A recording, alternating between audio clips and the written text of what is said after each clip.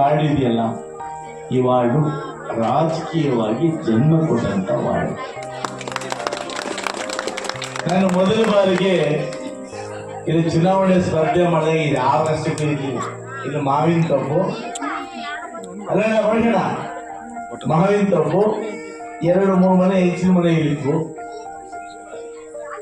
ಇಲ್ಲ ವಾರ್ಡ್ ಅಂತ ward 9ನೇ ward. ಆದ್ಮೇಲೆ ಅವತ್ತು ನೀವೆಲ್ಲ ಇವತ್ತು ಶ್ರೀನಿವಾಸ ಗೌಡ ಬಡಾವಣೆ ಆಗ್ಬೋದು, ಈ ಭಾಗದ ಎಲ್ಲರೂ ಕೂಡ ಆಶೀರ್ವಾದ ಮಾಡಿ ನನ್ನನ್ನು ಕೌನ್ಸಿಲರ್ ಆಗಿ ಮಾಡಿದ್ರಿ, ಪುರಸಭಾ ಅಧ್ಯಕ್ಷನಾಗಿ ಮಾಡಿದ್ರಿ, ಶಾಸಕರನ್ನು ಕೂಡ ಮಾಡಿದ್ದು ಇದೇ ವಾರ್ಡಿನ ಜನತೆ. ನಾವು ಏನು ರಾಜಕೀಯವನ್ನು ಪ್ರಾರಂಭ ಮಾಡಿ ನೀವು ಆಶೀರ್ವಾದ ಮಾಡಿದ್ರಿ. ಇವತ್ತು ಯಾವತ್ತೂ ಕೂಡ ನಾನು ಈ ವಾರ್ಡನ್ನ ನನ್ನ ಜೀವನ ಪರ್ಯಂತ ಮರೆಯಲಿಕ್ಕೆ ಸಾಧ್ಯವೇ ಇಲ್ಲ. ಇದಕ್ಕೆಲ್ಲ ಮೂಲ ಕಾರಣ ಆ ಶ್ರೀಮಾನ್ ಆಂಜನೇಯ ಸ್ವಾಮಿ, ಆ ದೇವರು. ಇವತ್ತು ನಾವೆಲ್ಲ ಕೂಡ ಶ್ರೀರಾಮನವಮಿಯನ್ನ ಯುಗಾದಿ ನಂತರ ವಿಜೃಂಭಣೆನ ಮಾಡ್ತೀವಿ. ಶ್ರೀರಾಮ ವಾಲ್ಮೀಕಿ ರಾಮಾಯಣ ಬರೀತಾರೆ. ಆ ರಾಮಾಯಣ ಬರೆದಾಗ ಪ್ರಮುಖ ಪಾತ್ರಧಾರಿ ಶ್ರೀರಾಮ ಬಂದು ಕೇವಲ ಒಬ್ಬರ ಒಂದು ಜಾತಿ ಒಂದು ಪಂಗಡದ ಆಸ್ತಿ ಅಲ್ಲ.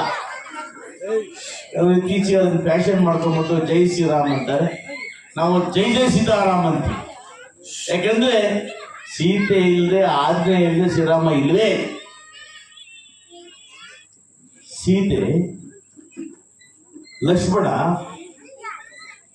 ಆಂಜನೇಯ, ವಾಲ್ಮೀಕಿ, ಸುಗ್ರೀವ ಎಲ್ಲರೂ ಕೂಡ ವಿಲನ್ನು ರಾವಣಾಷ್ಟ. ಆ ರಾವಣಾಷ್ಟ ಇಲ್ಲ ಅಂದಿದ್ರೆ ಶ್ರೀರಾಮ ಯುದ್ಧನೂ ಮಾಡ್ತಾ ಇರಲಿಲ್ಲ, ಫೇಮಸ್ ಆಗ್ತಾ ಇರಲಿಲ್ಲ. ರಾಮಾಯಣೇ ಹಾಗೆ ಇವತ್ತು ಆ ಬರ್ತಕ್ಕಂಥ ಪಾತ್ರಗಳು. ಶ್ರೀರಾಮ ಅಂದ್ರೆ ಏಕಪತ್ನಿ ತಕ್ಕ ಎಲ್ಲ ಕೂಡ ಎಲ್ಲ ಚೆನ್ನಾಗಿರೋದನ್ನ ಬಿಡಪ್ಪ ಶ್ರೀರಾಮ ಅಂತ ಅಂತಾರೆ. ಕೆಲವರು ಕೃಷ್ಣ ಅಂತ ಕೂಡ ಅಂತಾರೆ. ಈಗ ಜಾಸ್ತಿ ಕೃಷ್ಣ ದೇವರಿಗೆ ಅಲ್ವಾ, ಶ್ರೀರಾಮರು ಬಹಳ ಕಡಿಮೆ. ಆದ್ರೂ ಕೂಡ ಶ್ರೀರಾಮ ಅವರನ್ನ ನಾವು ಬಹಳ ಗೌರವಿತವಾಗಿ ಆರಾಧನೆಯನ್ನು ಮಾಡ್ತೀವಿ. ಅದೇ ಮಾತಾ ಸೀತಾದೇವಿಯನ್ನು ಕೂಡ ಆ ತಾಯಿ ಅಷ್ಟೆಲ್ಲ ಕಷ್ಟಪಟ್ಟರು ಕೂಡ ನನ್ನ ಗಂಡದಗೋಸ್ಕರ ಇಡೀ ಜೀವವನ್ನು ಜೀವ ಕಾಡಲ್ಲಿ ವಾಸ ಮಾಡಿ, ಆ ಶ್ರೀರಂಗದಲ್ಲಿ ಹೋಗಿ ಅಲ್ಲಿ ವಾಸ ಮಾಡಿದ ತಾಯಿ.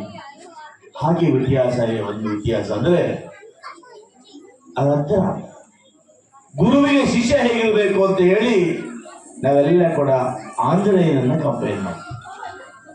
ನಾವು ಹೇಳಿದಾಗ ಇದೆಲ್ಲ ಆಂಜನೇಯ ಅಂತ ಶಿಷ್ಯ ಏನು ಮಾಡ್ತೀವಿ, ಸಹಜ ಹೇಳಿದ್ವ ನಾವು. ಆದ್ರೆ ಅಂದ್ರೆ ಆಂಜನೇಯ ಶ್ರೀರಾಮನ ಬಂಟ.